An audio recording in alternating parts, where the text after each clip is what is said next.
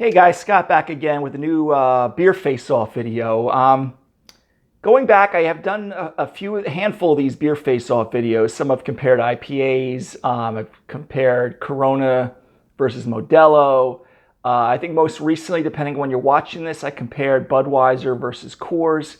Now again, the beer face-off that I've been doing recently is semi-blind, okay, which means I'm going to know which of there's three today that I have. There are three beers, but what's going to happen is I'm going to pause the video, have someone stand by here that's going to pour them out for me.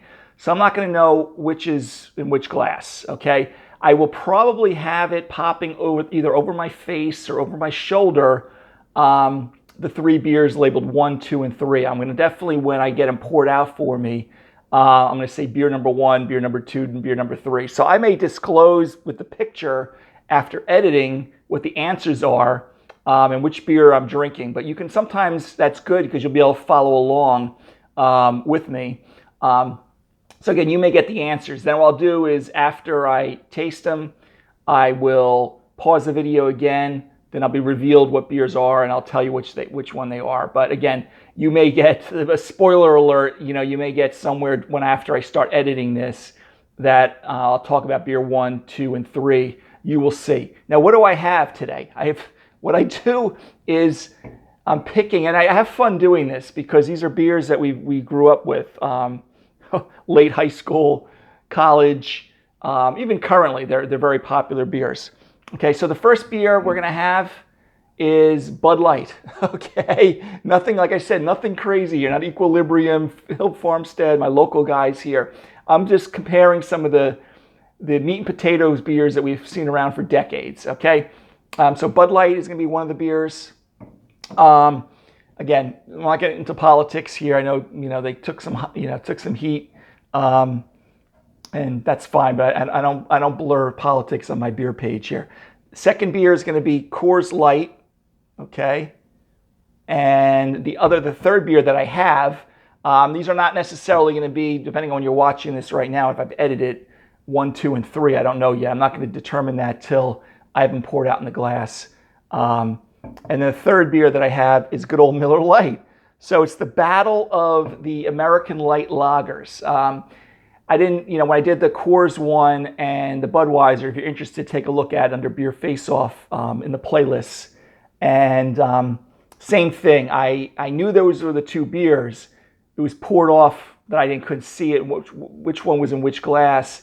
So that was the battle of the American lagers. But I couldn't do all the American lagers, obviously. Just like I can't do all the light lagers here, even though I have three very popular ones. I wouldn't be surprised if Coors Light, Bud Light, and Miller Lite are the top three.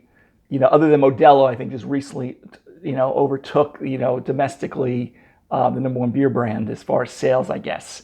All right, so I have these three. What I'm going to do here in just a second is I'm going to have these poured into glasses, and at that point, the answer as I'm reviewing them may pop on the screen. So I find these a lot of fun. I like to do some of these macro lagers and just see. I haven't done this. Obviously I've had these beers before. It's been quite a while,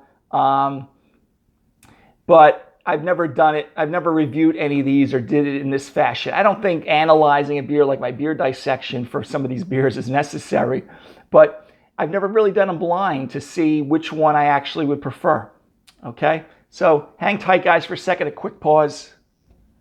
Okay, guys, I'm back. I had the three beers poured. Remember, if you're just joining now, I know what the three beers are. They're Bud Light, Coors Light, Miller Lite, but I don't know in what glass they are as I bring them up to the screen here. Remember, I will probably have a spoiler. Like I'll probably have, when I edit this, I'll probably have the pictures of all three after I'm done filming this. I'll probably do a side-by-side so you can kind of see them just for fun. Okay, so the first beer I'm going to pull up is number 1. Okay, so what are we looking at here? I got in my typical shaker pints, pale straw, light straw colored. Poured this a minute or two ago. There is still a little bit of head left on it, even though it's dissipating faster. So about 2.5 inches, that white classic foam. Okay, I'm going to show you the other two. This is number 2. Okay, similar straw color. Okay, I'm trying to look off camera. Sorry about my nucleation points. My glasses are clean. Maybe not sparkling beer clean, so you get some of those nucleation. But straw, you can kind of see right through it. But if I put number 1 up again, okay, they almost look the same. You can't even really tell. They're both very pale straw. And remember, this style of beer is meant to be highly crushable, quaffable. They're usually sitting in the, high 3% beer alcohol up to roughly 4%, depending on which one. These are actually a little bit lower than that. I'm a little rusty on my light lager numbers. I think it was like 2.8 to 3.43, I think it is, or 2.8 to 4.3, something like that. And here's the third one. Okay, again, I don't know which one's which. This one may have a little bit more color. Now, I'm going to look off camera here at the three of them side by side. I will have that picture pop up. But this one, the third one, beer number 3, again, pale straw, maybe slightly a touch darker than the other two. But again, really just hard to tell. That's why I didn't really have to do it full blind, because they all look the same here. Now, number 3 seems to be keeping, I poured these about the same time, their head a little bit better, so 2-3 inches of the head. So anyway, let's take beer 1 again. Remember, beer 1, I got in my Lake Placid glass. Okay, let's take a sniff of the aroma. They're all going to probably smell the same too. Got that familiar tailgate aroma. It's got like this. It's like, it's got that herbal, lightly floral hop character. Some of those American hops that they're using, they are similar to German hops. I'm not going to say it smells the same way as a German lager would be, but it just, there's this like musty. I think these are all fresh. I think I checked all the cans, so they're pretty fresh. There's this musty old beer smell already. It's maybe just I'm bringing back memories of my undergrad days or even my post-grad days. Yeah, just kind of like old Solo Cup beer sitting in there. Okay. Dank, musty. But, has that familiar, again, that herbal floral character that you get from a lot of these beers. And that's why a lot of times I find the American beer drinker, they think of these beers and they were turned off by them. So even when they get an authentic German Pilsner or Munich Helles, things like that, they get turned off by it because it has similar spicy floral aromas, but a lot better, okay, and a lot more pungent. Okay, so let's take let me smell number 2. Remember, this is the second one. Again, these are all going to look the same. I'm bringing these up on camera, but take my word for it. You probably would agree because I think you've all had these beers. Same thing. It's like just, there's really, they're different beers, but, they're obviously the same style of beer. Maybe beer number 2 has a little less of that dankness in it. It's almost like I'm taking in like laundry. You're smelling the laundry after it came out of the dryer. Okay, and then beer number 3, okay, remember this one. Again, I'm keep showing you on camera, but if I haven't already had pop over my shoulder what the answers are, okay, then you can follow on. Maybe you find it more fun when you kind of know which ones I'm tasting, because you may have your own personal preference. Oh, actually, this one's a lot better than the first 2. You get that subtle herbal kind of character to it. All the malt profile on this, guys, is just that white, not even white bread. It's like dough, flour kind of aroma to it. It's so light. This third one, I think, smells the best. Beer number 3, which again, I don't quite know what it is yet. Beer number 1, again, is kind of also like that Solo Cup. Beer number 2 is probably the worst smelling one. You talk about these being lawnmower beers. It smells like there's it's grass, grass and gasoline mixed in. Obviously, I'm slightly exaggerating there. All right, so those are the 3. So beer number 1, beer number 2, I'll try to do it quicker. As you see, they all look the same. So just by sheer look, I couldn't tell.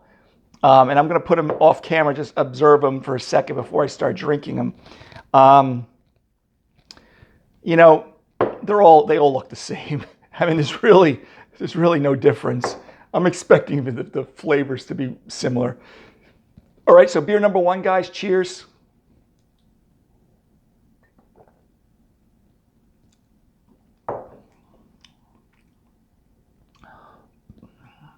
Not much there. Obviously light-bodied. You kind of get this. Again, as I said that before, I wasn't exaggerating. Of that old Solo cup with beer that you have these images back in college that sat out overnight. You got a little bit flat beer because it did lose the carbonation pretty quickly here on beer number one.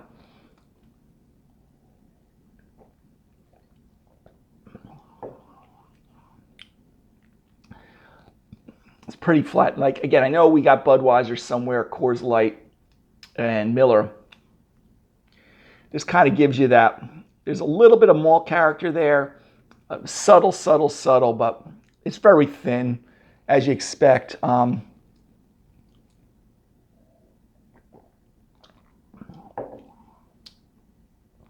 What's good is I'm not getting that corn. Like one of them, I always get like this corn character to it.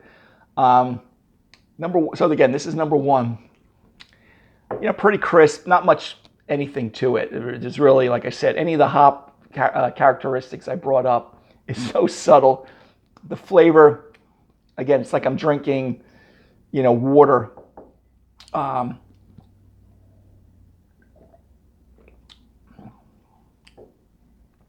know, number one, if I was, let me get to the other two first. Number two, okay, remember, that's my West Virginia glass. Cheers.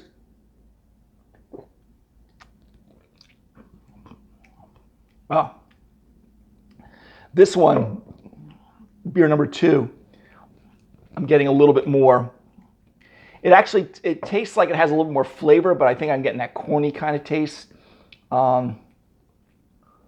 which I always get with it. Again, this one's holding the carbonation a little bit better, beer number two. Okay, even though there's no head left on there. But on my taste buds, I'm getting a little bit of a carbonic bite.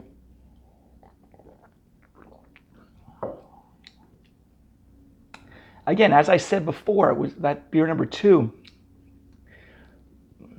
It's kind of like that corny, grassy lawnmower type of taste to it. Okay, so that was beer number two. Beer number three in my other big flying WV glass. Okay, the other one has Big East Champs from many years ago.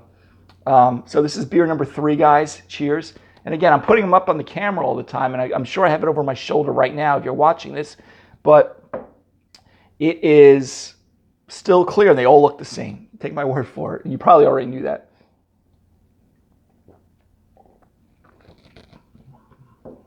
Now, this one doesn't have that corny taste to it, but it has, like, I think a little bit more of a sweeter malt flavor to it. Because I'm going to also try to guess which one I think is which. Right, you know, it's gonna be difficult, but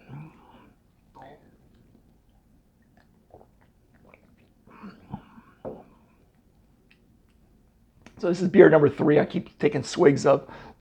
This one has the least amount of like undesirable dankness, old beer taste to it. It actually feels like it has a little bit of malt character, decent carbonation, and on the nose, I remember correctly, it has that subtle, you know, herbal stuff. But again, I still get on you know, I guess I get a little bit of that old beer character. But again, very subtle. I mean, guys, I got to be honest with you. If I was doing this completely blind, then this would be tough to try to ascertain which one's which. So beer number one, again.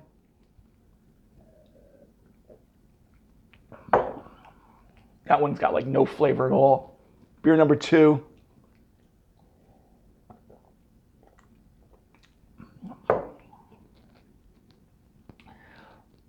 That one tastes familiar. I think this is the one that, beer number two, I kind of, when I was maybe underage drinking, even before college, I probably had. That one's tasting very familiar. I'll give you my opinion here in a second.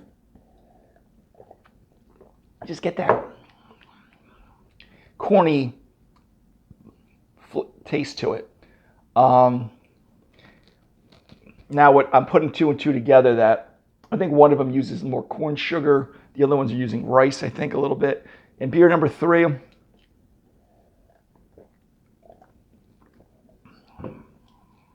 See, beer number 3, if I don't have it over my shoulder right now, when I'm recording it now, obviously I haven't edited it yet. It just has the most malt kind of flavor. Not a lot. Okay, remember, these are American light lagers, not meant to be bold with, it's not German Pilsners or Munich Helles that are like showcases of Pilsner malt and things like that. And there's less of any like dank memories of old Solo cups as beer number 3. It's just drinking better than the other two. So let me go one more time. Beer number 1. Almost no flavor. It's like even flat seltzer. Beer number 2.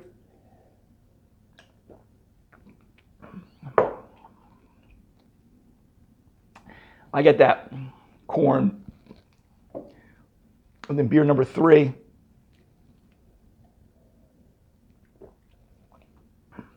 Again, a little crisper, a little bit more profile. They all smell the same.